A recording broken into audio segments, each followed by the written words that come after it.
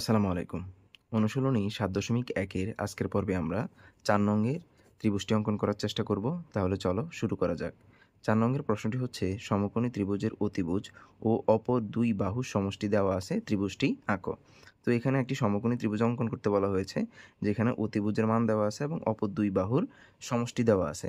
তো এখানে আমরা মানগুলো ধরে নিয়েছি যে বিশেষ নির্বাচনের ক্ষেত্রে এখানে আমরা লিখে নিয়েছি যে মনে করি সমকোণী ত্রিভুজের এখানে অতিভুজ A সমান 5.5 সেন্টিমিটার ও অপর দুই বাহুর সমষ্টি B সমান 7 সেন্টিমিটার দেওয়া আছে, ত্রিভুজটি আঁকতে হবে।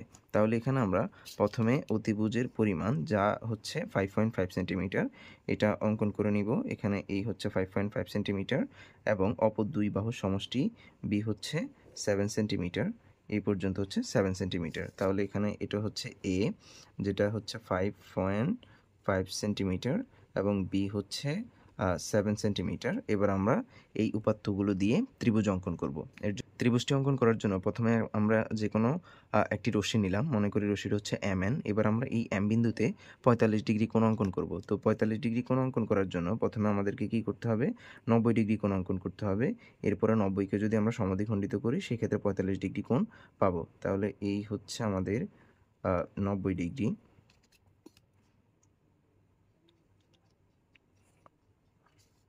এবার আমরা এই 90 ডিগ্রিকে সমদ্বিখণ্ডিত করব। তাহলে এখানে আমরা অর্ধেকের বেশি ব্যাসার্ধ নিব অথবা সম্পূর্ণ মাপটা নিয়ে আমরা এখানে একটা বৃত্তচাপ এখান থেকে এবং এখান থেকে একটা বৃত্তচাপ দিলেই এই যে 90 ডিগ্রি কোণটা আছে এটা সমদ্বিখণ্ডিত হয়ে যাবে, অর্থাৎ 45 ডিগ্রি কোণ হয়ে যাবে।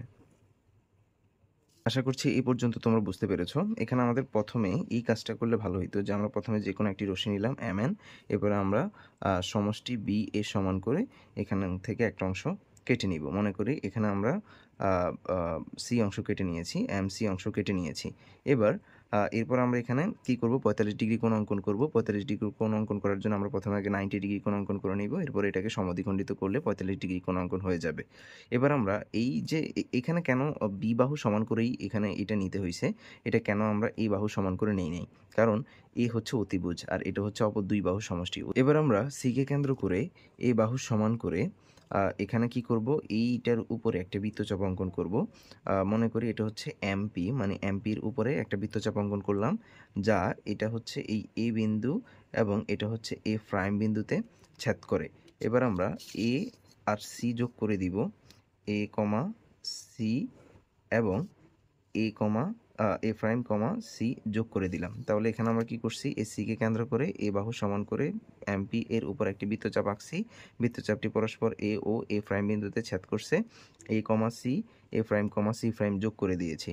এবার এখানে আমাদেরকে একটি লম্ব আঁকতে হবে, এখানে একটি লম্ব আঁকতে হবে।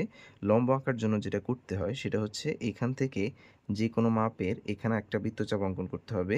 এরপরে এখানের এটার অর্ধেকের বেশি অথবা সমান ব্যাসার্ধ নিয়ে এদিক থেকে একটা বৃত্তচাপ, এদিক থেকে একটা বৃত্তচাপ দিলেই কিন্তু লম্ব অঙ্কন হয়ে যাবে। এরপর এখান থেকে ধরে এই এটা সমান করে এখানে যদি আমরা লম্ব টানি তাহলে এটার নাম আমরা দিলাম হচ্ছে B।